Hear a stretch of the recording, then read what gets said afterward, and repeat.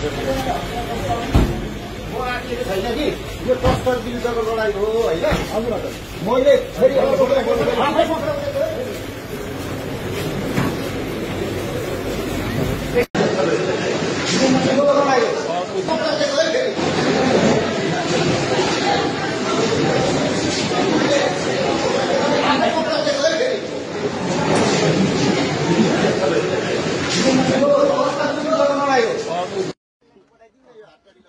भने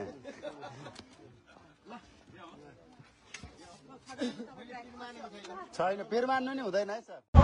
यो गाडीमा छ, यो निलो गाडीमा छ।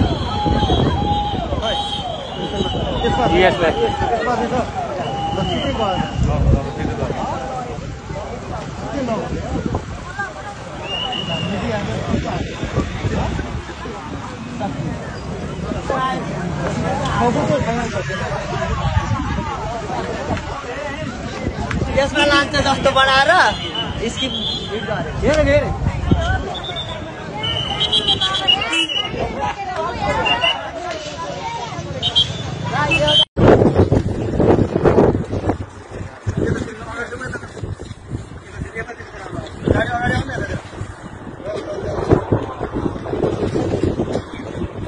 गाडी त खिच्नुलाई नि के खिच्नु गाडी रोक्यो।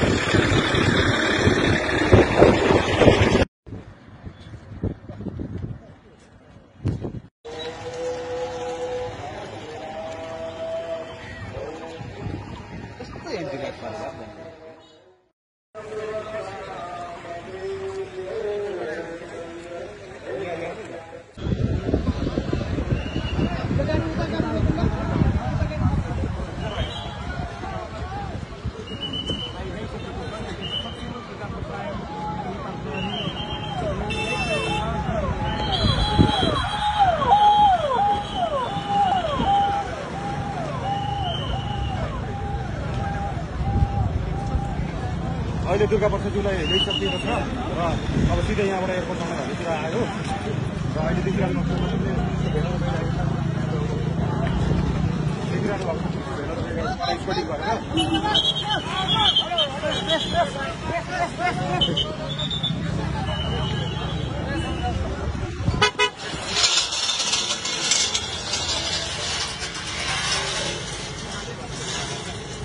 नमस्ते।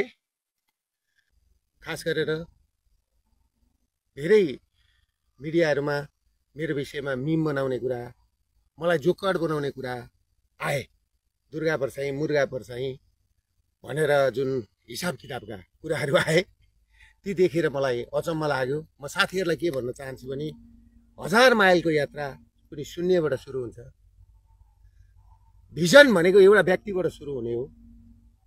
यात्रा भनेको पनि एउटा व्यक्तिले नै सुरु गर्ने हो र यस्ता अप्ठ्यारा कुराहरू एउटा व्यक्तिबाटै सुरु हुन्छ र एउटा व्यक्तिबाटै विचार हुन्छ। र दुर्गा परसाई केवल दुर्गा परसाई होइन, आज दुर्गा परसाई एक घर घर दुर्गा, हर हर दुर्गा, घर घर दुर्गा भएको छ। दुर्गा भनेको विचार हो, म होइन, म एउटा व्यक्ति मात्रै हो। त्यसले गर्दाखेरि म तपाईँहरूसँग के भन्न चाहन्छु भने म भागेको होइन। मैले दुईटा केसमा म भागिनँ। यो केसमा म जोगिएको मात्रै हो, किनभने म रहेँ भने यो अभियान सफल हुन्छ, यो जनविद्रोह सफल हुन्छ। म नै रहेन भनेदेखि यो जनविद्रोह त्यत्तिकै दबाएर जान्छ। किनभने पेरुको कहानी म तपाईँलाई पेरुलाई लान चाहन्छु। पेरुमा जब गोन्जालोलाई पक्रेर मारियो, त्यस पछाडि पेरुको जनविद्रोह सकियो। त्यसले गर्दाखेरि म पेरुको गोन्जालो भन्न चाहन्न, म नेपालीहरूको एउटा लिडर भन्न चाहन्छु। नेपालीहरूलाई तपाईँको चाहिँ बचाउन चाहन्छु, नेपाल बचाउन चाहन्छु। त्यसले गर्दाखेरि म तपाईँहरूलाई एउटा कुरा के भन्छु भने, म भन्दै गर्दा जुन 15 गते तपाईँको चाहिँ दुईजना, एकजना पत्रकार समथिङ रगत रजक र एकजना सबिन महर्जनको जुन मृत्यु भयो, त्यसमा म हार्दिक श्रद्धाञ्जली भन्दै उहाँहरूको परिवारलाई पढाउनलाई, उहाँहरूको बच्चाहरूको भविष्यको लागि म दुईटै परिवारलाई 5-5 लाख रुपियाँ दिने घोषणा पनि गर्दछु। म यहाँबाट निस्केर आइसकेपछि म उहाँहरूलाई 5-5 लाख रुपियाँ पैसा, किनभने जसको गोलीले पनि मान्छे मर्नु हुँदैन थियो, मान्छे मरे। हामीले नागरिक बचाउ अभियान सुरु गरेको हो, नेपाली र नेपाललाई बचाउने अभियान सुरु गरेको हो, हामीले मान्छे मराउँ भनेर सुरु गरेको होइन। त्यसले गर्दाखेरि म तपाईँहरूलाई एउटा कुरा के भन्न चाहन्छु भने त्यो सँगै उहाँहरूलाई 5-5 लाख रुपियाँ घोषणा गर्दै गर्दा सरकारले दिन्छ दिँदैन मलाई थाहा छैन, तर म चाहिँ दिन्छु। र त्यो सँगसँगै म अर्को कुरा के भन्न चाहन्छु भने म भागेको छैन। मलाई त्यो दिन तपाईँहरूले अहिले सम्पूर्ण भिडियोहरू आइसके, कस्ता कस्ता मान्छेहरूले कहाँबाट घरका छतबाट कसरी ताकेर बसिरहेका छन् र केही मेन स्ट्रिमका मिडिया 12 भाइ मिडिया जो युरोपियन युनियनको पैसाबाट चलेका छन्, यिनीहरूको काम हिजोदेखि के भयो भन्दाखेरि युएसआइडी र युरोपियन युनियनको पैसा खाएर देशमा तपाईँको चाहिँ नि धर्म परिवर्तन गराउने, हिन्दू शब्द हटाउने, धर्म सापेक्ष मुलुकलाई धर्मनिरपेक्ष बनाउने र हिन्दूको विकल्पमा अरू धर्महरू ल्याएर हाम्रो देशलाई नाश गरियो। त्यसले गर्दाखेरि धर्म रक्षते रक्षत भन्छ, धर्मलाई हामीले रक्षा गर्यौँ भने हामीलाई पनि धर्मले रक्षा गर्छ भन्ने युक्कानका साथ म अघि बढेको छु। त्यसले गर्दाखेरि म सम्पूर्ण लघुवित्त पीडित, सहकारी पीडित, ब्याङ्क पीडित, ब्याङ्कबाट कालो सूचीमा पर्नुभएका नेपाली दाजुभाइहरूलाई जो सहकारीमा डिपोजिट गर्ने 15 लाख परिवार छन्, ब्याङ्कबाट ब्ल्याकलिस्टमा कालो सूचीमा पर्ने 5 लाख परिवार छन् र अरू ब्याङ्क र सहकारीबाट 20 लाखदेखि 22 लाख परिवार जोखिममा छ। उनीहरूको घर जग्गा जमिन सबै लिलाम हुँदैछ र उनीहरू सुकुम्बासी बनेर उनीहरू मुङलान जानुपर्ने स्थिति र विदेश हिँड्नुपर्ने स्थिति छ। त्यो स्थितिको अन्त्य गर्नलाई मैले यो लडाइँ सुरु गरेको हो।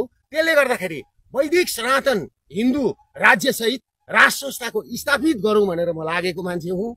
म भाग्न जन्मेको होइन, तर म विवश भएर, किनभनेदेखि प्रचण्ड केपी ओली दुईजना बसेर अरू एकजना राजावादी हुँ भन्ने पार्टीकै व्यक्ति बसेर म यो भोलि पर्सि सार्वजनिक गरौँला।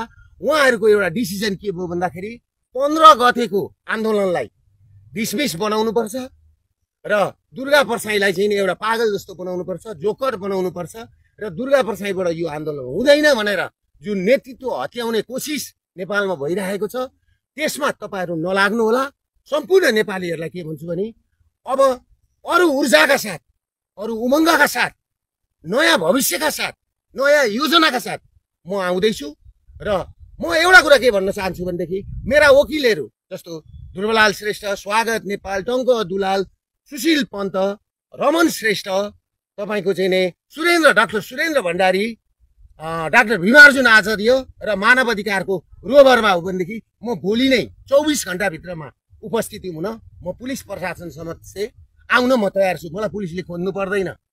काहीँ इन्डिया भागो भनेको छ, काहीँ कहाँ भागो भनेको छ, म कहीँ भागेको छुइनँ। म नेपालमै छु, कुनै ठाउँमा छु र म सार्वजनिक हुन्छु र म तपाईलाई के भन्न चाहन्छु भने मेरो जीवनको तपाईहरु ग्यारेन्टी गर्नुहुन्छ र मानव अधिकार र वकिलहरूको रोभरमा, अघि मैले नाम भनेका वकिलहरूको रोभरमा हो भनेदेखि म 24 घण्टा भित्रमा उपस्थित हुन तयार छु।